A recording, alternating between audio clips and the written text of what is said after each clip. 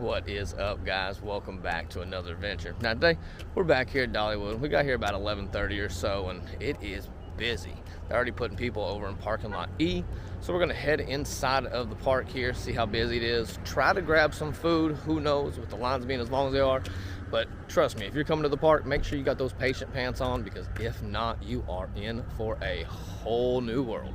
So let's head inside the park here, guys, and go see what we got in store. Small little tip though, you can see the crowd over here waiting in line to get tickets. It's quite heavy. So if you get online, you can always pre-buy those, so that way you can skip all that and you're gonna head this way like you would if you were a pass holder, and to get your stuff scanned right up here at the little front. All right, just as we're getting into the park here, you can see pretty crowded up front. We are gonna make our way up left. I'm gonna grab something not for the festival, but something new that I've seen up here at the top of Timber Canyon. Check out the time saver line here for Mystery Mine. This is honestly one of the first times I've ever seen the line coming all the way out here. Especially because it really doesn't look too bad for the normal queue. That ride does have a little bit of a slow operation, unfortunately. It does take them a while to get people on and off of that. Wish they could get it going a little faster, because this ride definitely does get a little wait time build up. It is a fun coaster though. It's not my favorite coaster, but it is a pretty fun roller coaster nonetheless.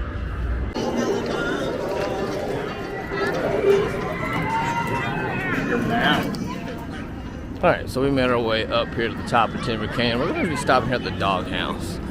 Now, last time I came here, they were out of the mac and cheese, which seems to be a big portion of what they do up here. But we're going to try this Wild Eagle. Get you zoomed in here. This little mac and cheese ball here. Alright, so finally able to find a spot to sit. We got the mac and cheese bread bowl. Comes with chopped onions. We got that without the onions because, well, we don't do onions, but it's got what it looks like pimento cheese on top. Got the chili, it's got the white cheddar mac and cheese inside of a bread bowl. So we'll dig into this and see how it sits. Now, as I'm sitting here thinking, I don't know if I've ever tried pimento cheese or if I like pimento cheese.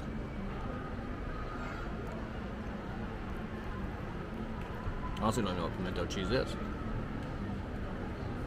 But cheese is really cold. The chili and the mac is hot.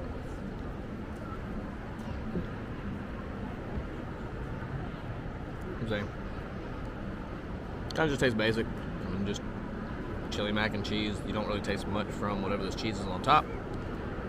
But it's got the handy bread bowl, and I like bread, so you can always eat that afterwards.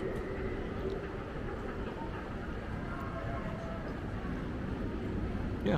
I mean, nothing to write home about, but I'd give it about maybe a 6.5, 7 out of 10. Nothing too crazy, but not the worst thing. A little high on price. It's $14.99. You'll get it up there at the Dog House at the top of Timber Canyon. And yeah, they also do a mac and cheese hot dog. Might try that. Got a couple of options of hot dogs, but I decided to try the bread bowl, and it's all right. It'll hold me over. Maybe I would have just rather had a warm, like, maybe a warm nacho cheese drizzled on top. The cold pimento cheese is throwing it off just a little bit. Okay, so I'm done with that little bread bowl. Honestly, for the price though, it is very fulfilling. Wasn't my favorite thing I've ever had here, but I'd probably get it again. Maybe ask for a little cup of chili on the side though, because once you finish the insides, the bread's kind of plain. I think giving it a little bit of chili would be a little helpful.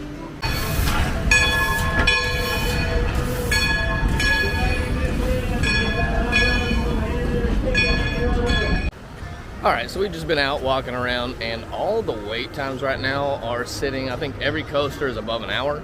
I think it said Fire Chaser was at like 150 minutes. That's over 2 hours of waiting for one ride. That's insane. So yeah, if you're planning to come here during a spring break time, make sure you're ready, because it's a lot of waiting.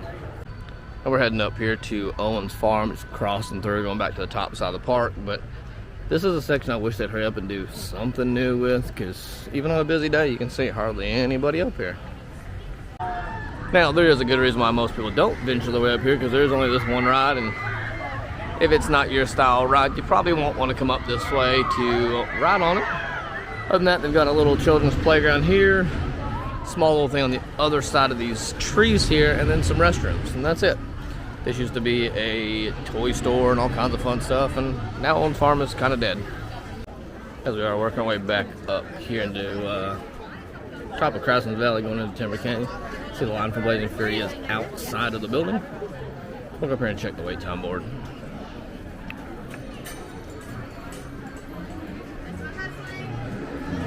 Okay, so I read that wrong. Fire Chase is at 105 minutes, which is still a, what, hour and 45. 75 on Mystery Mine.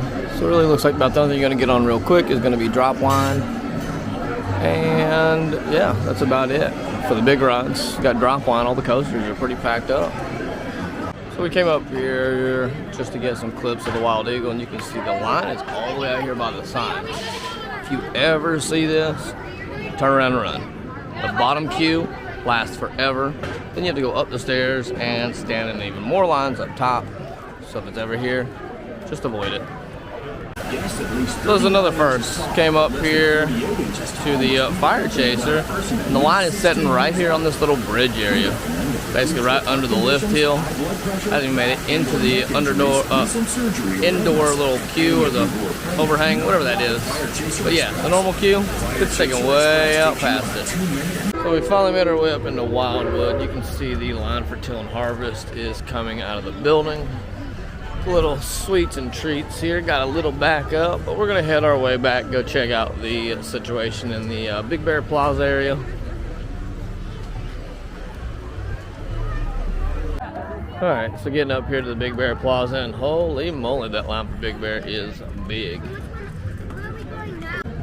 That's something I wouldn't mind seeing Dollywood do those. You'd have some of this dead space. Like over here, you could have put a small, tiny kid ride or two, like little carousels or car rides, or there's always something you could put here to utilize, because there's a lot of open space here in this little plaza. And I think it could be used up, so while the parents are sitting here in the line for Big Bear, the little ones could be up here just enjoying a fun little ride or two. Now again, if you are coming to the Big Bear, right outside the left side here, they do have that test seat now.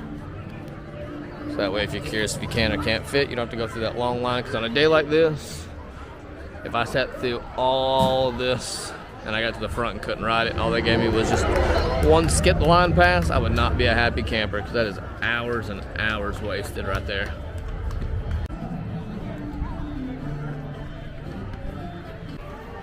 Coming out, taking a look at Dragonflyer, you can see the line for the Time Saver side is actually coming out of the queue itself. So if you are coming here in the next few weeks, remember there's spring break crowds everywhere. Next week is our local spring break, so expect very, very heavy crowds if you're heading to Dollywood the next couple weeks. All right, now I did notice as I'm looking over, I haven't seen Thunderhead rolling through, and the Tennessee Tornado was actually shut down today. So if you're in the park and any of the roller coasters are out of operation, that's going to hinder a lot of the other rides as well. Usually they get spread out halfway decent, so you maybe have an hour max, but with having two of them down, you can see earlier Fire Chase was setting in an hour and 45. It's quite a bit. I think before we head out, we're going to stop here in the Spotlight Bakery. We're going to pick us up a couple brownies.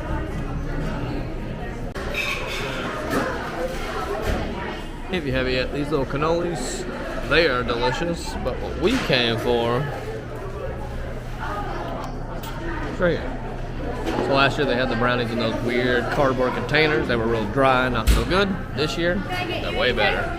All right, guys, I think that is just gonna wrap up the day here. It is super busy. We've made our way around the park a few times, and there's really no chance to get on a ride unless you want to sit for hours. So we grabbed some brownies. We're gonna head out of the park, and as always, make sure you guys are hitting that like button. If you're new to the channel, make sure you subscribe so that way we can keep growing here, keep bringing you guys some more adventures, and we'll see you on the next one. Peace. And little side note, as we're coming out through the Emporium, if you're wanting to do any kind of shopping, like I mentioned before, do it here midday. Run it out to your car. I think they have a package pickup, so you can leave it here at the front maybe. I'm not sure how that works. But if you wait till the end of the day, this place is going to be a madhouse. But you see right now, nobody. Wide open.